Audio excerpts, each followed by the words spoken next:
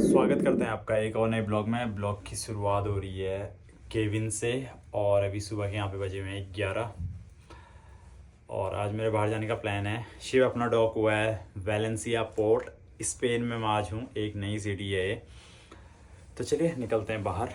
यार यहाँ पे शिप से तो बाहर आ गया हूँ, लेकिन यहाँ से बाहर नहीं जा पा रहा हूँ मैं, क्योंकि यहाँ से देखो बस मेरे पीछे खड़ी है और बस से जाने में लग रहा है 1 घंटा और 1 घंटा आने में लग रहा है सिटी सेंटर वेलेंसिया की।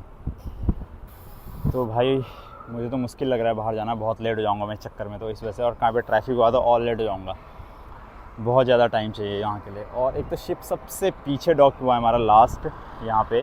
ये जो आपको टर्मिनल दिख रहा है, इसके बाद पीछे टर्मिनल ही नहीं है। एक्चुअली में वेलेंसिया कार्गो टर्मिनल है, क्रूज़ टर्मिनल नहीं है, पूरा कार्गो टर्मिनल है। क्रूज़ में यहाँ पे आज जगह नहीं थी, इसलिए कार्गो में लगा रखा है और बहुत दूर है यार। ये येलो कलर की जो बसें आ रही हैं, ये तो मेट्रो बस हैं सिटी सेंटर की, यहीं पे जो चलती हैं वेलेंसिया में। और सामने यहाँ पे ये लगी है हमारी ग्रीन कलर की शटल बस। मैंने इनसे पता किया 50 मिनट लगेगा जाने में और 45 मिनट ऐसा कुछ वापस आने में लगेगा, तो ये मान के चलो। और क्योंकि जाते वक्त बस घूम के जाती है और आते वक्त दूसरे रास्ते से आती है, तो थोड़ा जल्दी हो जाएगा, लेकिन फिर भी बहुत ज़्यादा टाइम है यार ये। और यहाँ पे टाइम अभी सुबह के बजे हुए हैं 11:18। ऑलरेडी बहुत टाइम हो चुका है, 1 बजे तो मुझे ड्यूटी जाना है। हवा यहाँ पे आज इतनी तेज़ चल रही है भाई, इतनी स्ट्रॉन्ग विंड है, देखो सब हिल रहे हैं। बहुत ठंडी हवा चल रही है, बहुत बहुत तेज़ विंड है।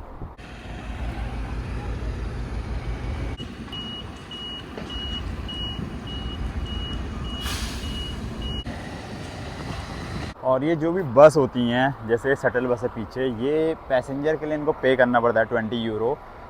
ये मान के चलो लगभग 2000 के आसपास। और क्रू के लिए फ्री रहता है, किसी भी पोर्ट में जाओ फ्री रहता है। और कुछ पोर्ट्स में चार्जेबल रहता है, लेकिन यहाँ पे फ्री है। बहुत कम रेयरली चार्जेबल रहता है, नहीं तो फ्री रहता है क्रू के लिए। जो शटल बस होती हैं जिसमें हम बाहर जाते हैं, यूजुअली आपने देखा होगा, मैं बोलता हूँ कि शटल बस में बाहर जा रहा हूँ पोर्ट से, वो फ्री रहता है। चल रही है देखो, ये अपने आप सामान इधर से उधर दौड़ रहा है। और ये रहे टर्मिनल के आसपास के नज़ारे कुछ ऐसे। तो अभी तो मैंने प्लान चेंज कर दिया, अब मैं जा रहा हूँ अंदर वापस। नेक्स्ट टाइम देखेंगे यार जब शिप नज़दीक लगेगा। सारी गाड़ियाँ ही गाड़ियाँ हैं इसके अंदर। तो यार वापस आ गया हूँ केबिन के अंदर, पूरा मूड ख़राब हो गया। नेक्स्ट टाइम या तो शिप थोड़ा नज़दीक डॉक होगा तो जाऊँगा, या फिर नेक्स्ट टाइम अगर मुझे पहले से पता होता इतना दूर है तो मैं थोड़ा जल्दी निकल जाता, 10 बजे निकल जाता।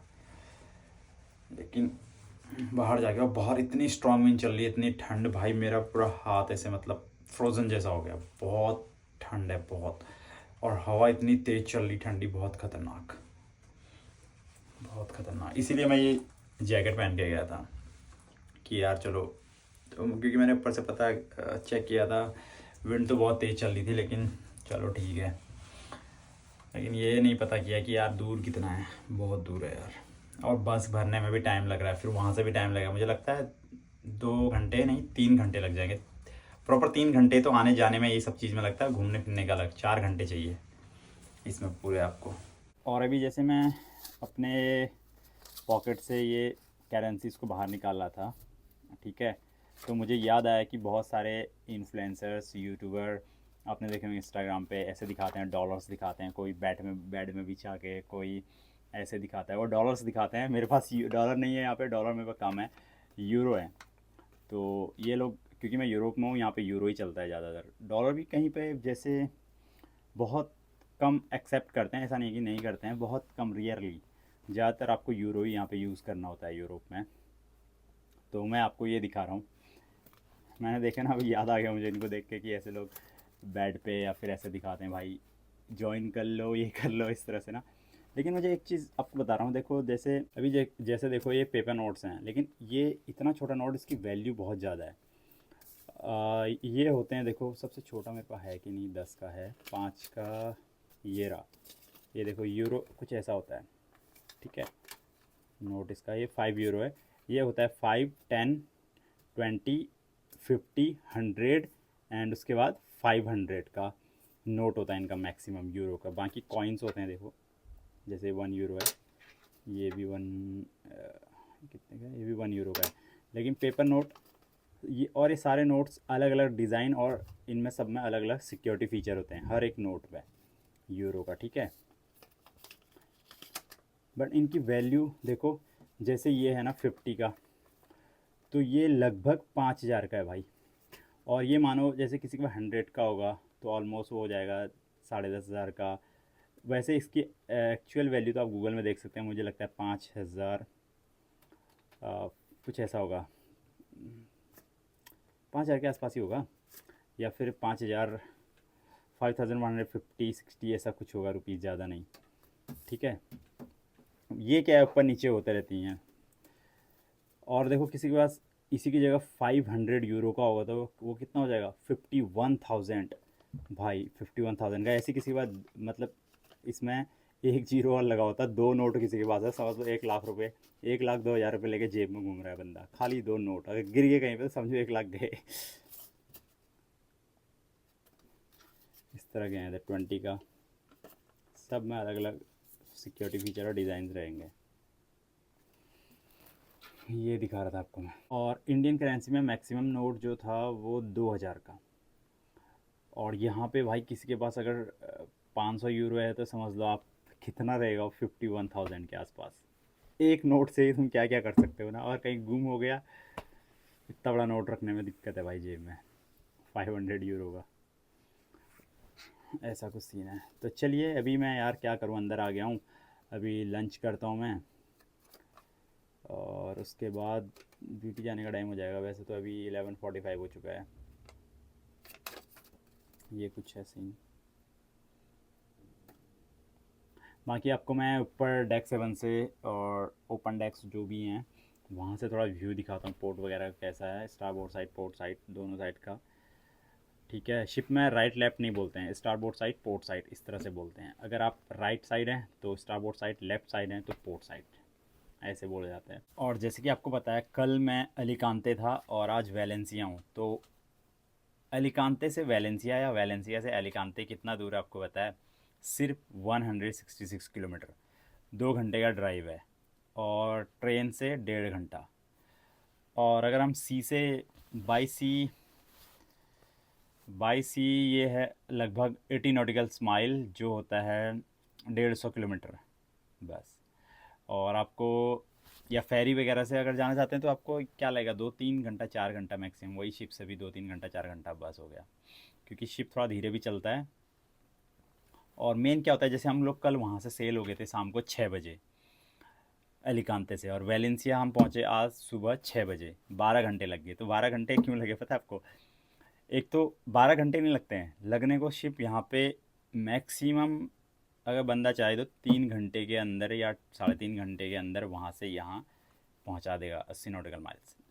लेकिन देखो इसमें बहुत सारी चीज़ें हैं, बहुत सारे फैक्टर हैं। जैसे कि देखो फ्यूल एफिशिएंसी, फ्यूल को बचाने के लिए धीरे धीरे चलता है, वेदर, ये सब कुछ। और कई बार क्या होता है, शिप को बीच में ही खड़ा कर देते हैं, ठीक है, क्योंकि पोर्ट में जो है चार्जेस देने पड़ते हैं। अब ऐसा तो है नहीं कि वहाँ से भाई पहुँच गए रात के 9 बजे, 6 बजे सेल हुआ, 9 बजे पहुँच गए, 10 बजे या फिर 12 बजे भी पहुँच गए, तो शिप पोर्ट पर खड़ा नहीं कर सकते ना, ये सीन होता है। इसके चार्जेस होते हैं पोर्ट के, जितनी देर शिप खड़ा रहेगा घंटे के हिसाब से चार्जेस देने पड़ते हैं। 1,00,000 रुपये घंटा, 2,00,000, 3,00,000, डिपेंड करता है port two port, city city कि भाई कैसी सिटी है क्या है। वही 1 घंटे के 5,00,000 रुपये भी हैं शिप को खड़ा करने के पोर्ट पे, उसकी फ़ीस देनी है। तो ये सब चीज़ होता है। तो इस वजह से आराम से शिप को पहुंचाते हैं, और यहाँ एक पोर्ट से दूसरे पोर्ट में पहुंचाते हैं। लेकिन ये ज़्यादा दूर नहीं है, 2 घंटे का ड्राइव है बस। जितना यहाँ से ये मान के चलो, जितना मुझे 50 मिनट जाने में और 50 मिनट आने में लग रहा है ना पोर्ट से सिटी जाने में, और सिटी से इतने देर में बंदा 2 घंटे में एलिकांते पहुंच जाएगा जहाँ कल था मैं। ये सीन है। तो चलता हूँ ऊपर और आपको ऊपर से थोड़ा व्यू दिखा देता हूँ। तो यहाँ से आपको मैं भी व्यू दिखाता हूँ बाहर का। तो इतनी ठंड हो रही है, लोग मोटे मोटे जैकेट पहन के खड़े हैं।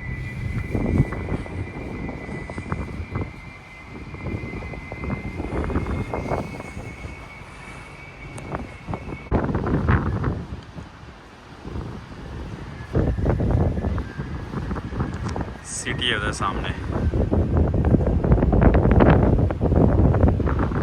देखो बाहर इतनी स्ट्रॉन्ग विंड चल रही है। एक ये नेपट्यून लाइंस का शिप आ रहा है, रोरो शिप, और इसके देखिए पीछे भी टग बोट है, आगे भी टग बोट है, क्योंकि विंड बहुत स्ट्रॉन्ग है यहाँ पे। जहाँ पे विंड स्ट्रॉन्ग होती है देखो, वैसे शिप का इंजन तो ऑन है, उसका कंट्रोल होगा ब्रिज से, बट ये देखिए आगे पीछे टग बोट है। टग बोट हेल्प करती है ऐसी सिचुएशन में।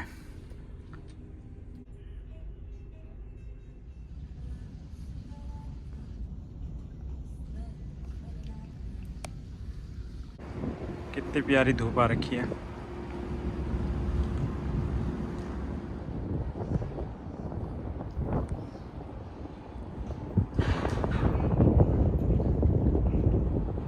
इस पोर्ट में देखो सारी गाड़ियां रखी हैं बाहर, ये देखो ये सारे मशीन्स और ट्रैक्टर हैं, और इसके अंदर भी पूरी गाड़ियां हैं। ये रैम्प बनाया है देखो ऊपर पार्किंग के लिए, पूरी गाड़ियां हैं इसके अंदर, सारी नई गाड़ियां हैं।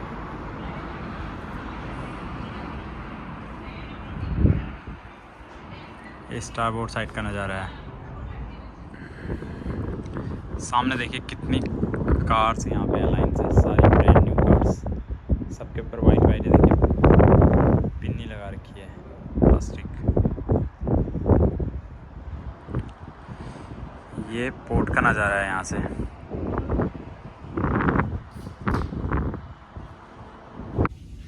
तो चलिए अभी वापस आ चुका हूँ मैं केबिन में, और इस वीडियो का एंड करते हैं। मिलते हैं आपको नेक्स्ट वीडियो में। Thanks for watching, bye bye, take care.